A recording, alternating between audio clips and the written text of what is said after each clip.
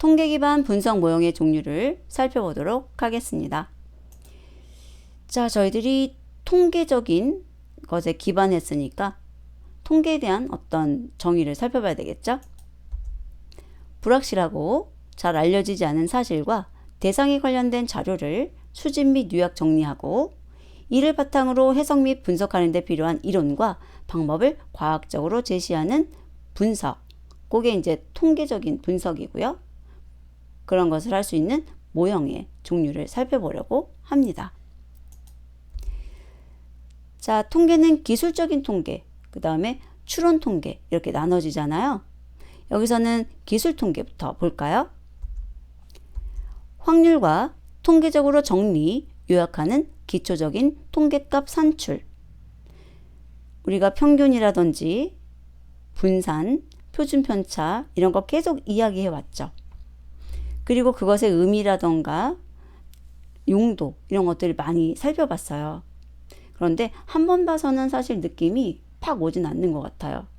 저도 ADSP 강의했을 때는 그렇게 크게 느낌이 없었거든요. 그냥 분산은 분산이고 평균은 평균이고 뭐 이랬었는데 빅데이터 분석 기사 요거 필기 강의를 녹화하면서 이것저것 찾아보면서 아니 분산에 이런 느낌이 있었어?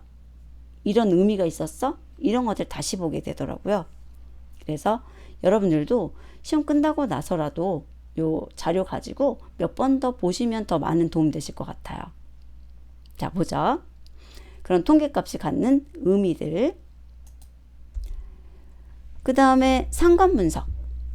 상관분석이라고 하는 거는 단순 상관분석, 다중이나 다별량 상관분석 이런 것이 있는데 특히 범주형이면서 순위 또는 서열 척도, 순위나 서열이나 똑같은 거예요. 그런데 어디서는 순위, 어디서는 서열 척도라고 부르는 것 뿐이에요. 인 변수 같은 경우는 스피어만 상관계수를 구하게 되고요. 연속형 변수 같은 경우는 피어슨 상관계수를 구하게 되죠.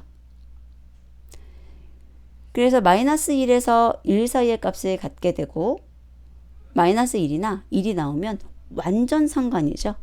그런데 0이 나오면 상관없음이라고 하잖아요. 그때 상관이 없다는 게 선형 관계를 갖지 않는다는 걸 의미하는 겁니다. 둘 사이에 관계가 없다는 게 아니에요. 선형 관계가 없다는 거예요. 상관이 없어요. 하지만 그게 선형 관계가 없다는 것이지 절대로 둘이 완전히 상관없어요. 이런 뜻은 아닙니다. 그건 몰라요. 자, 그리고 이런 선형 관계를 독립변수와 종속변수 사이에서 갖는다면 우리가 선형 분석을 할 수가 있죠. 회귀는 연속형 종속변수를 갖는 경우, 그래서 단순회귀, 다중회귀, 다항회귀 이런 식으로 나눠지기는 하는데 그 독립변수가 한 개냐, 여러 개냐, 그리고 그것의 제곱이냐, 세제곱 이런 개념이 들어있느냐 안 들어있느냐 이런 것으로 나누는 거고요. 분류는 범주형 종속변수를 갖죠. 그래서 로지스틱 회귀는 분류라는 것 꼭 기억해 두시고요. 교차 분석은 범주형 명목적도 변수 사이의 연관성을 파악하기 위해서 사용을 하는 것인데 범주별로 빈도를 사용해서 교차표를 작성하고 카이제곱의 적합도, 독립성, 동질성 검정을 사용하죠. 분산 분석은 연속형 변수의 그룹별 평균 차이를 알아보는 것으로서 1원, 2원 다별량 분산 분석에서 아노바라는 게 있습니다. 주성분 분석은 차원 축소를 위해서 사용되는 방법이었고 시계열 분석은 시계열 데이터를 분석하는 것으로서 ARMA, ARMA와 ARIMA 등의 모형이 있었죠.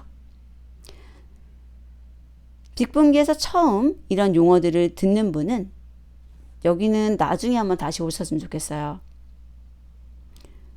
뭐냐면 이런 용어들이 이미 ADSP의 3과목을 학습해 보신 분들은 들어보신 용어예요.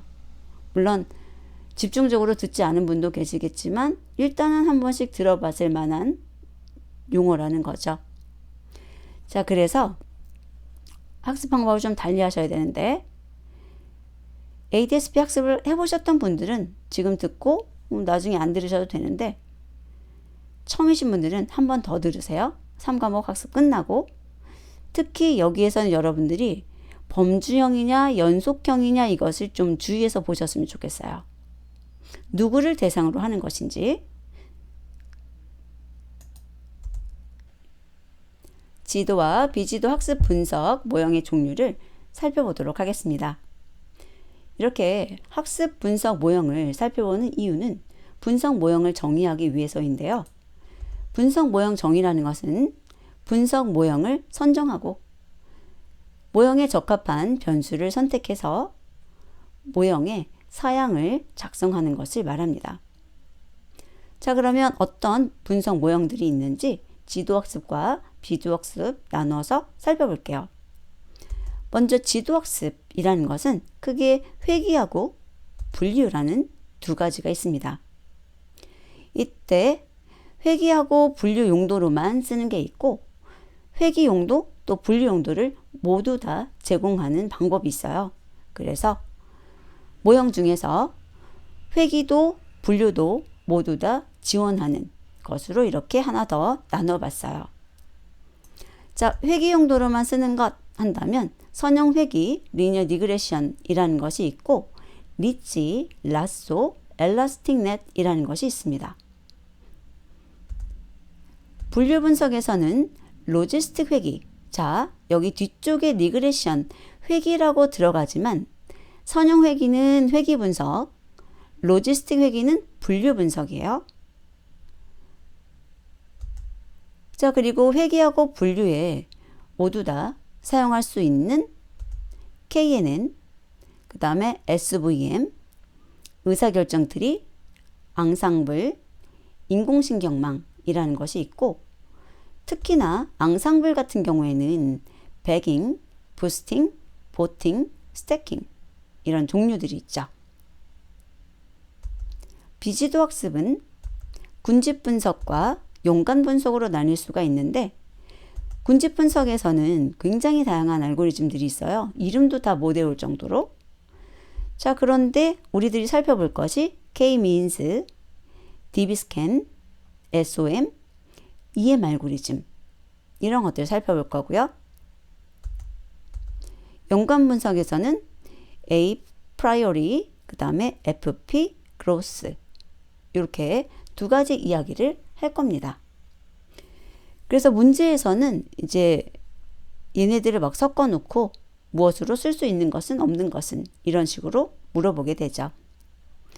자, 그리고 이렇게 분석 모형을 선택한 다음에 학습을 하게 되면 파라미터라는 것을 그 모델이 찾는 거예요. 그래서 모델의 학습 결과로 얻어지는 산출물을 파라미터라고 하고요. 하이퍼 파라미터라는 것이 있는데 이것은 모델의 학습을 돕기 위해서 사용자가 직접 설정해 주는 값입니다.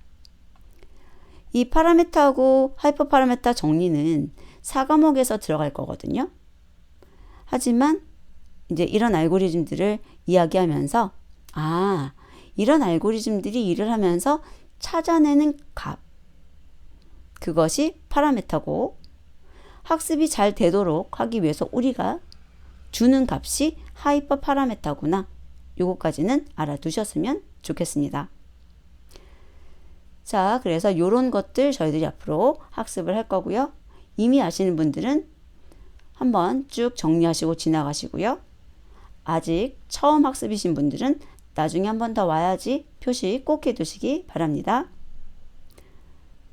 다음 학습에서 뵙도록 하겠습니다.